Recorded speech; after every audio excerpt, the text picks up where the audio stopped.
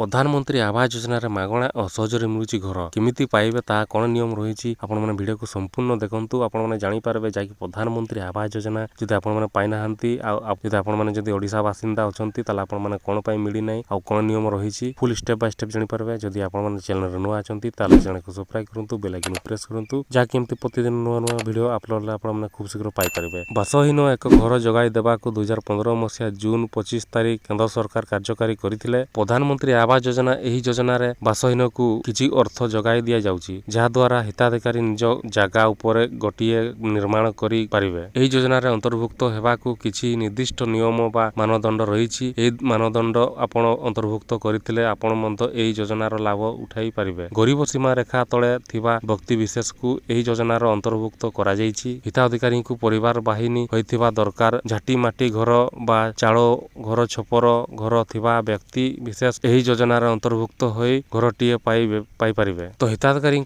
बयस 25 रु ऊर्ध्व होइथिबा ओ तांको पाखर रहिबा पई कोनोसी घर नथिबा दरकार। परिवार मध्यरे 16 रु 60 वर्ष वयस्क कोनोसी पुरुष सदस्य नथिबा आवश्यक। परिवार मध्यरे अक्षम व्यक्ति रहिथिबे। छोट मोटो कार्य करी रोजगार करुथिबा व्यक्ति योजनार अंतर्भुक्त हेबे। हिताधिकारी जनजाति आदिवासी किंबा लघु संप्रदायर होइथिबा आवश्यक। हिताधिकारी जणे जातीय होइथिबा आवश्यक। बयस 18 रु ऊर्ध्व होइथिबा आवश्यक। खाली सेतिकी नुहे वार्षिक आय 3 लाख रु 6 लाख मध्यरे होइथिबा आवश्यक। हिताधिकारी राशन कार्ड बा बीपीएल तालिका रे अंतर्भुक्त होइथिबा आवश्यक। वोटर कार्ड रे नाम रहिथिबा आवश्यक। Aadhaar card bank passbook mobile number रहिबा आवश्यक। तो आपण माने pmayg.mais.gov.in वेबसाइट लॉगिन करी आपण माने मध्य मोबाइल रे आवेदन करि पारबे प्रधानमंत्री आवास योजना घर बा आपण माने सीएससी सेंटर जाई करी आपण माने जानतु जाकि आपण माने सीएससी सेंटर को जानतु जाकि प्रधानमंत्री आवास योजना आपण माने घर आवेदन करि पारबे जाकि आपण माने 2024 रे पाई पारबे। ए बढिया आपण माने जानि पारबे। जाकि आशा करै छी वीडियो भल लागथिबो तले शेयर करंतु लाइक करंतु ए बढिया नुआ नुआ वीडियो पाई पारबे।